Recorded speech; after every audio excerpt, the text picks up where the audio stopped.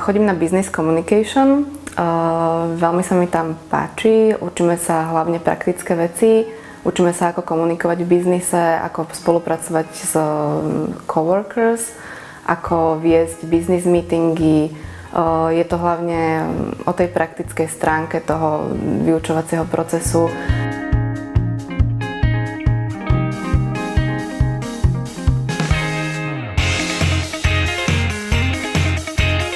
I'm having them read about information, and then I'm trying to get them to think about it so that then they can come back with questions and hopefully then pose a question to the class where everyone will speak on the subject, and I'll be listening for how well they use the language and how well they relate the topic itself to business communication.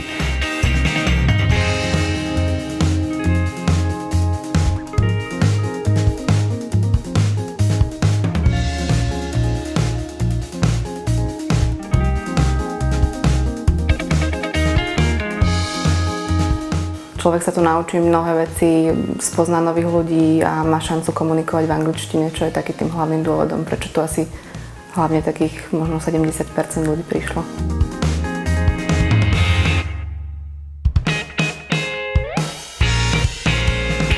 Their confidence levels do seem to be picking up, and they're feeling more comfortable in using the language. And I have noticed that they're feeling much more confident about getting up in front of the class and speaking.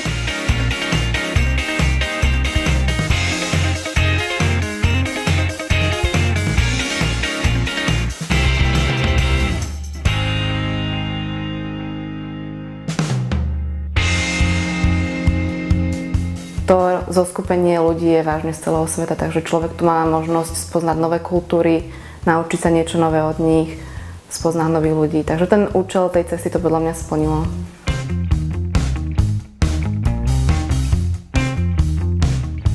O programu som sa dozvedela cez Enjoy Agency, ktorá sídli v Bratislave a vlastne agentúra mi ponúkla tento program vyskúšať.